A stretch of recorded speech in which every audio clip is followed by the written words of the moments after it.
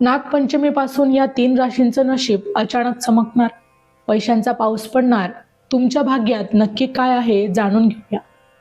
नागपंचमीपासून मेष, सिंह आणि धनु या राशींच्या व्यक्तींना आर्थिक लाभ, करिअरमध्ये प्रगती आणि नवीन संधी मिळण्याची शक्यता आहे.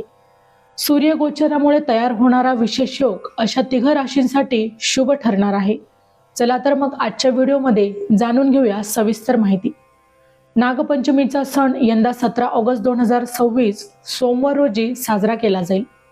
यंदाची नागपंचमी विशेष मानली जाणार आहे, कारण की हा सण श्रावण महिन्यातल्या 3ऱ्या सोमवारी येत आहे आणि त्याच दिवशी आत्मविश्वास, मानसन्मान आणि प्रतिष्ठेचा कारक मानला जाणारा सूर्यदेव हा राशी परिवर्तन देखील करणार आहे. त्यामुळे नागपंचमी, श्रावण सोमवार आणि सूर्यगोचर असा विशेष योग देखील यावेळेला तयार होत आहे.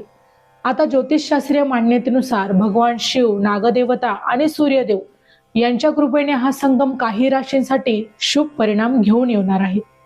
या काळात आर्थिक स्थिती सुधारण्याबरोबर करिअर आणि व्यवसायातही नवीन संधी मिळण्याची शक्यता आहे आणि विशेषतः मेष, सिंह आणि धनु राशींच्या व्यक्तींसाठी हा काळ अत्यंत लाभदायक ठरू शकतो.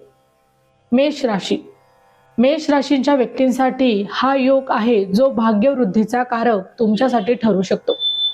या वेळेला तुमचा आत्मविश्वास वाढेल आणि नवीन कामं करण्यासाठी देखील उत्साह निर्माण होईल. उत्पन्नाचे एक ना अनेक मार्ग तुमच्यासाठी खुले होण्याची शक्यता आहे. व्यवसायात केलेल्या जुन्या गुंतवणुकीतून तुम्हाला खूप चांगला परतावा हा मिळू शकतो. महत्त्वाचे निर्णय घेताना योग्य नियोजन करणे हे तुमच्यासाठी फायद्याचं ठरणार आहे. सिंह राशी. सूर्य हा सिंह राशीचा स्वामी असल्याने हा योग या राशीसाठी विशेष महत्त्वाचा देखील मानला जातो.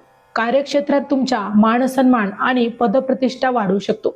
सरकारी कामं किंवा वरिष्ठ अधिकाऱ्यांच्या मदतीने तुमची जी काही रखडलेली कामं होती ती आता पूर्ण होण्याची शक्यता आहे. आर्थिक लाभाच्या संधी तुमच्यासाठी निर्माण होण्याची शक्यता आहे.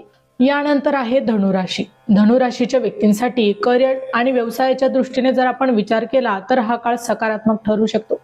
आर्थिक अडचणी किंवा काही काळापासून सुरू असलेल्या अडथळ्यांमध्ये सुधारणा होण्याची यावेळी शक्यता आहे. कुटुंबात शुभ आणि मंगल कार्यांची देखील सुरुवात यावेळी होऊ शकते. पैतृक संपत्तीशी संबंधित काही बाबतीत तुम्हाला लाभ मिळण्याची देखील शक्यता आहे.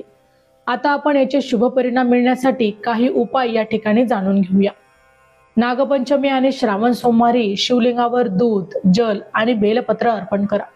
सकाळी तांब्याच्या कलशात जल आणि रोळी मिसळून सूर्यदेवाला अर्घ्य द्या. तसेच नागदेवीची श्रद्धेने पूजा करून राहू केतूच्या दोषापासून मुक्ती मिळवण्यासाठी प्रार्थना करा. माहिती आवडली असेल तर अवश्य शेअर करा. अशाच प्रकारची नवनवीन अध्यात्मविषयक माहिती मिळवण्यासाठी आमच्या चॅनलला अवश्य सबस्क्राईब करा. पुन्हा भेटू अशाच एका नवीन माहितीसह. तोपर्यंत श्री स्वामी समर्थ.